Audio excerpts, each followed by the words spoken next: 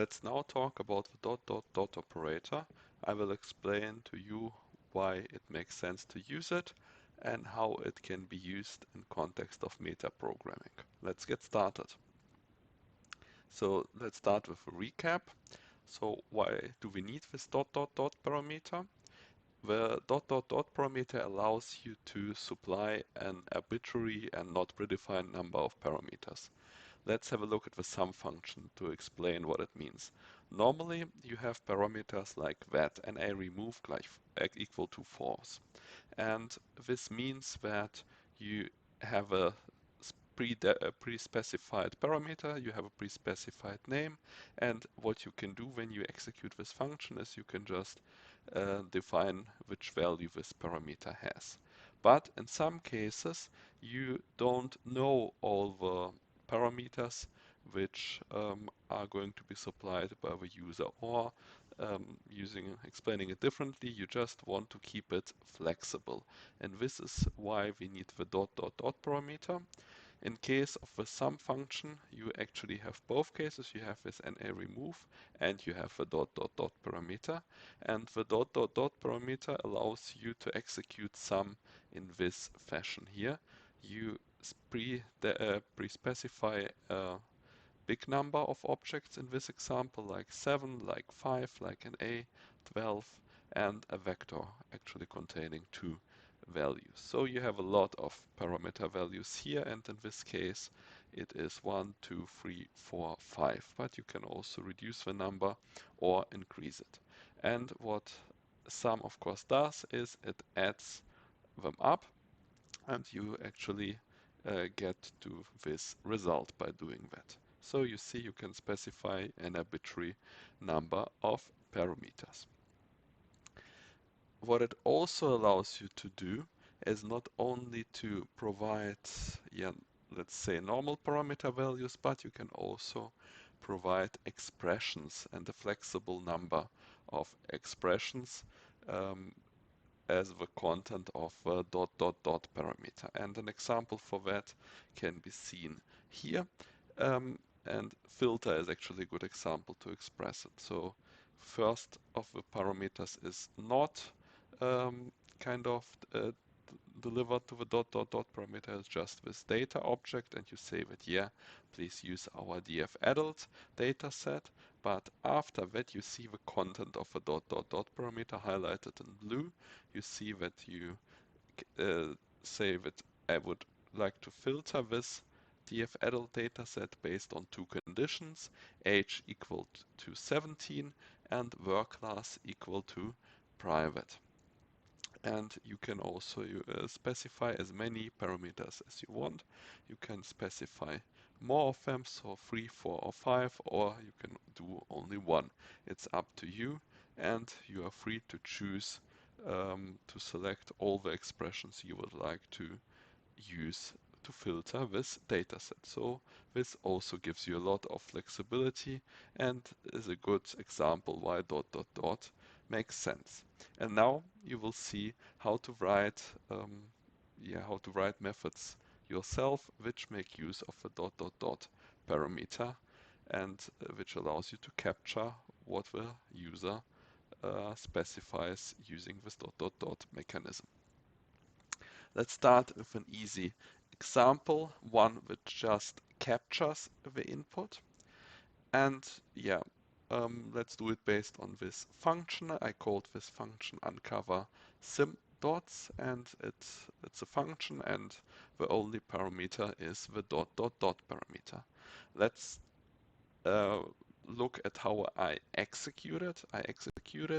And as you see, I provide 3 symbols, and you see that these are symbols because I do not have any quotation symbols around A, B, and C. Otherwise it would be strings, but in this, or characters. But in this case, these are really symbols.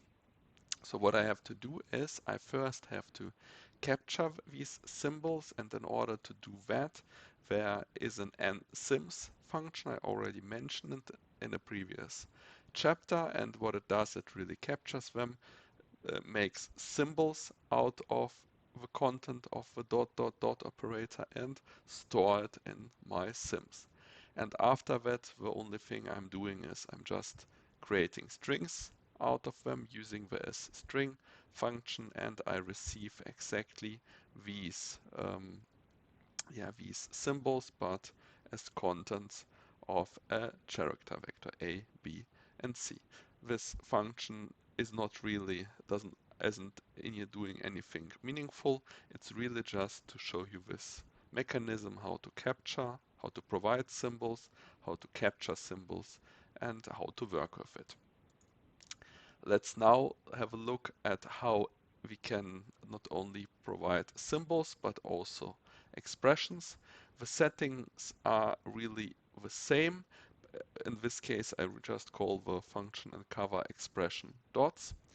And as you see right here, I not only provide something which can be captured by a symbol like A and C, but also an expression which is B is smaller than X.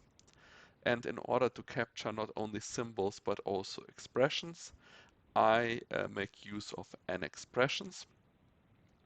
And yeah, I capture everything which is provided by the dots, and I once again make use of the expression text function in this case. And as you see now, I can output the content of the dot dot dot operator. So it works. I am able to capture the content of the dot dot dot operator and not only do it in case of symbols but also in case of expressions. So what does it mean? Maybe as something like an intermediate, um, as an intermediate summary. So you really have to decide if what the content of the dot dot dot operator is. If you know for sure that it's going to be only symbols, you can use n sims. And if you know that no, it's not only going to be symbols, but there might also be more complicated expressions, you should use n expressions. Or you can just use n expressions in all cases, but you kind of, I think it makes more sense to use n sims if you know that these are symbols, maybe to make it more understandable to whoever reads your function that, yeah, this function can only make use of symbols and not of arbitrary expressions. And now let's actually have a look at an example which is not only created in order to show you the mechanism, but actually does something meaningful. And the example I use here is to remove columns of a data frame. So let's assume we have our df adult data frame. It has a lot of columns, and now we want to remove some of them.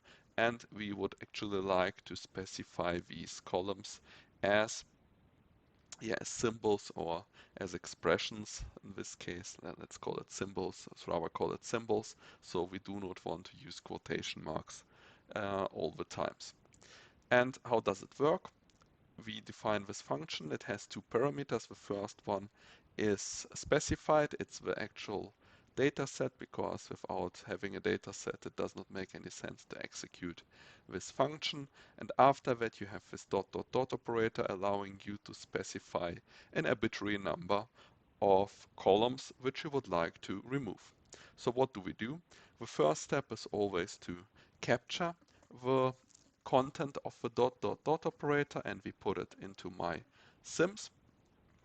Now we kind of convert everything to string, and we do it here, and this actually allows you to do it in an automatic way without forcing the user to write quotation marks around each of these columns. So now these 1, 2, 3, 4, 5, 6 columns are actually treated as character strings. The first thing we do is just to be sure that everything which is provided by the user is an actual column of this data frame. So what do? We just look if all these strings are all inside the columns. If yes, we continue. If not, we receive an error and uh, all the remaining columns are not removed, so we really insist on that. And what do we do now? We just do find out the exact opposite. So up to here, we know the columns which we would like to remove. But after that, we actually would like to apply a select function. And the select function uh, needs the columns which you would like to keep and not the ones you would like to remove. So we calculate the difference, the set diff function. So we kind of remove from all the existing columns the ones which we would like to remove, and as a result we receive the columns which we would like to keep, and we put them in remaining columns. And after that we execute with the dplyr select function, and we select all the ones which we would like to, which are the remaining ones, so the exact opposite of these which are provided by the user.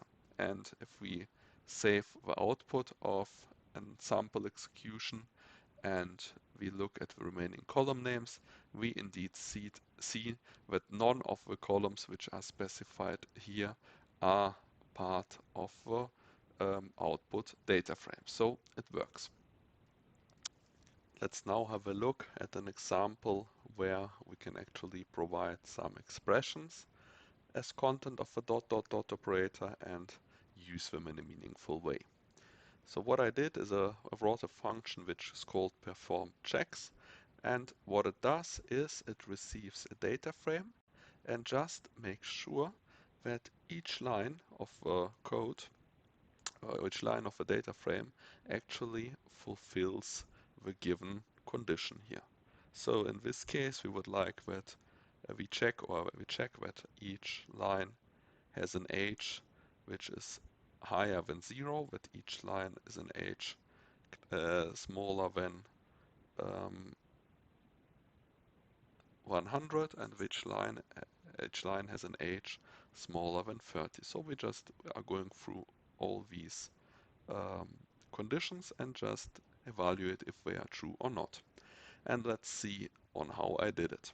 So first thing is we capture the content of a dot dot dot operator, and in this case we know that we need expressions, and this is why we use an expression function. Now we use the map function, the map function which expects or which returns a vector of logical values. So this is why we do write it in this way. If we do not write, if we just write map, then we would receive a list and need to translate it to a vector afterwards. If we write it like this, we don't need to do the translation. We receive a logical vector as an output, as a direct output, which makes it a little bit more handy. So what we now do is we go through each of these expressions in this vector and apply a function on it. And what we do is we first look at the number of rows inside the df data frame. Let's assume we have 100 rows. And now we apply the filter function to the df and use expression as the filter condition. And if all lines fulfill the condition, we still end up having 100 rows. So the left and the right side of the equation is the same, and we receive a true for this condition. If at least one line do not fulfill this condition, the result of the right hand side is smaller than 100, and we would receive a false. Let's maybe just once again have a look at this filter condition.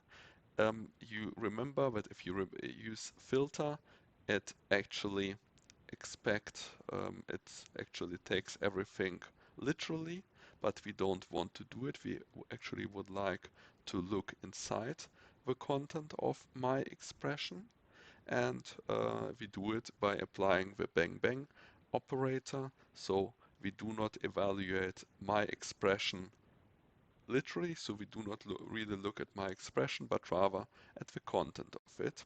If you would like to repeat it, please go back to the to section number 6, to chapter number 6, at how quasi-quotation is used inside of a tidyverse, and just remember how it's used in order to understand the statement a little better.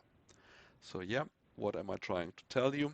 That it's possible to capture expressions as well as content of a dot dot dot operator and make use of it and write custom functions which have a flexible number of expressions and make use of it in a meaningful way.